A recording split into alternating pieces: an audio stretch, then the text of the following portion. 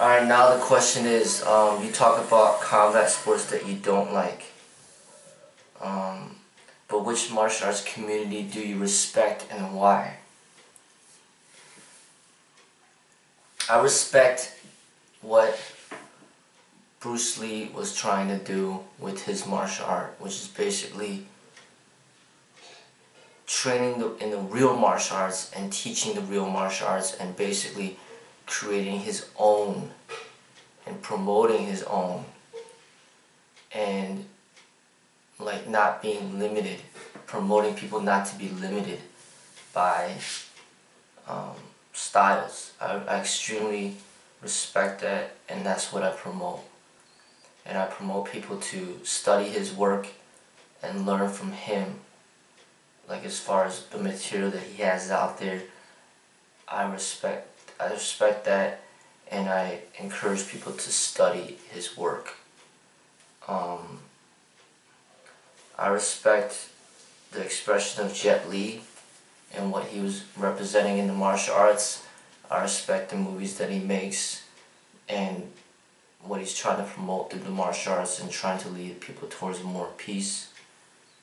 I respect the work of Tony Jaa and what he was representing in his movies, and his expression is unique. I saw a documentary about one of his teachers, which taught, he taught the way of like Muay Boran. I respect his teacher. I don't even know his teacher's name, but I respect him and his way of the how he taught the martial arts. I respect people as individuals and what they represent. So I try to lead people away from styles like what Bruce did, but then also lead people away from combat sport. I say that people should mainly,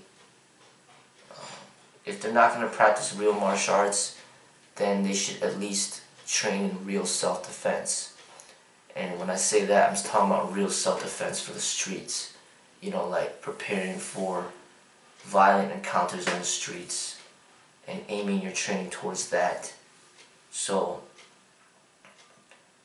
I don't think that people should be training with boxing gloves or any combat sport gloves to begin with. I don't think that people should be training with mouth guards or cups or shin protectors or whatever protectors. They should be training with their own body and preparing for what potentially are the real dangers out there, and preparing against attacks from like a lot of different people, attacks from, with weapons.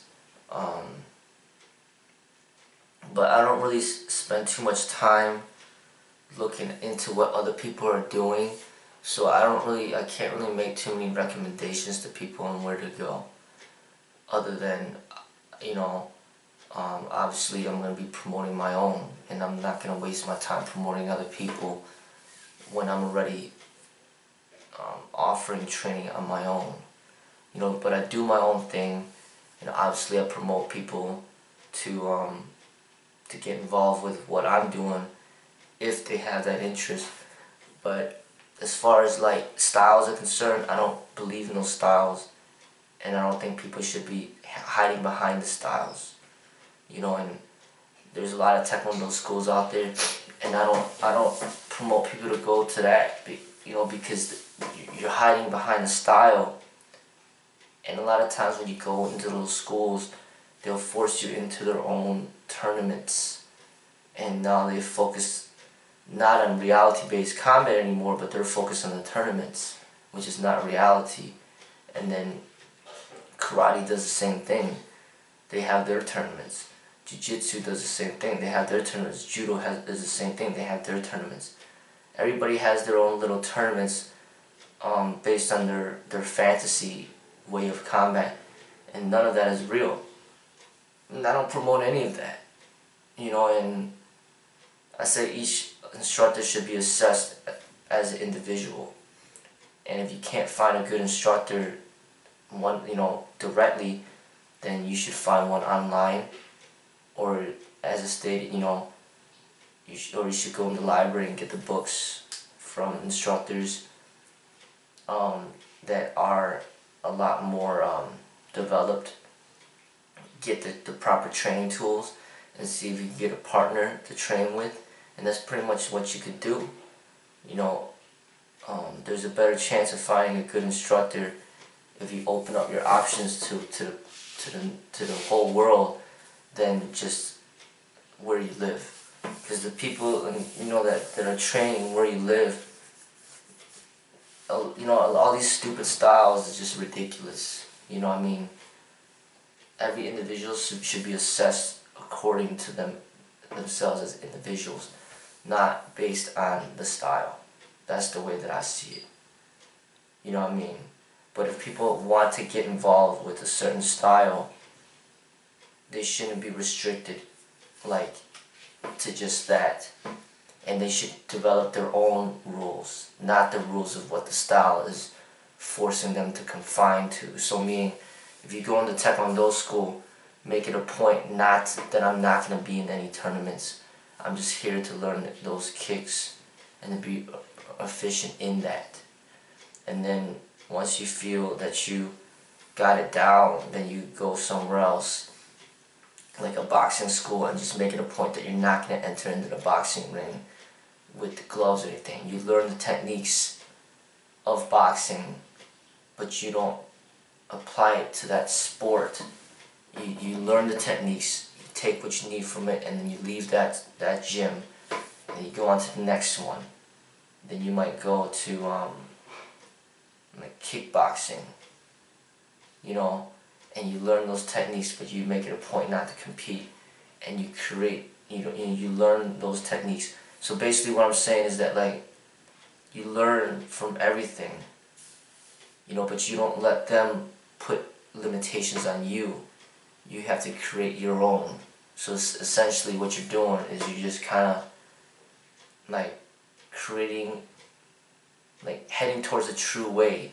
So basically through your own efforts, basically most of the people out there are going to be misguiding you, and you can't let them misguide you. You have to basically maintain your path towards the real way, which is like, the real way is like studying real combat, which is not confined to all these rules that these schools are forcing you to be confined to, you know. And so like that's pretty much essentially what it is, you know.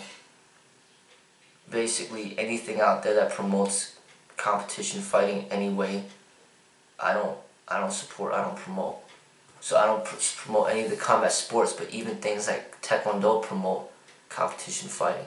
Even karate promotes competition fighting. It's like every single school that you go out there typically will promote some type of competition fighting. So they're leading people away from what the real reality-based fighting is. You know, and that's not the true way. So it's hard to give people real recommendations unless I know exactly who's teaching. So if Tony Jaa, if you're learning directly from him, then I recommend him. Learning directly from Jet Li, I recommend him. Learning directly from Bruce Lee, I recommend him. But as far as like, oh, do I recommend Taekwondo? Well, depends on who's teaching.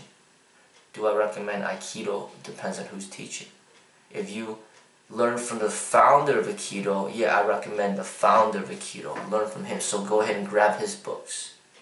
You know, but as far as the people that claim Aikido, I don't know if I could recommend that. I definitely don't recommend Steven Seagal. You know what I'm saying? Van Damme, hey, you know, if you could learn directly from Van Damme, hey, you know, that might be a good option. He's not bad. If you could learn directly from Chuck Norris, hey, not bad. You know, he's not too bad. You know, so I say based on the individual, I can't say that, oh, you know, you should do this style or that style. No, it depends on who's teaching. Anybody could claim boxing, but doesn't mean they're a great boxer. Do I recommend Muhammad Ali? If he was still able to teach it, you know, maybe I would. You know what I mean? Would I recommend Mike Tyson? Well, you know, to learn how to punch from him and take those techniques and apply it for street combat, I say that would be a benefit. But don't learn the mentality, the wrong mentality, and don't get confined within those rules. You know, don't step into school and then now you've been training in Taekwondo for 12 years and you go to tournaments like every single year and that's what you think is the reality. That's not real martial arts, you know, and that's just very limiting, and that's not the true way, and I don't promote that.